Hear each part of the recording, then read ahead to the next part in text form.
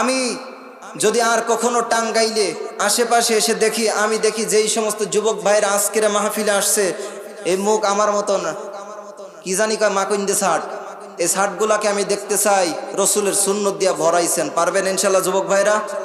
আমার এবার কইেন না যে হুজুর আপনার দাড়ি কই। আমার দাড়ি ওঠে না ভাই, কি করবো কয়। আমারে কয় যে হুজুর কয় আপনার বয়স কত? বয়স মাত্র 25। হ্যাঁ, বিয়ে শাদী করছি মাত্র একটা মেয়ে হয়েছে, 2.5 বছর।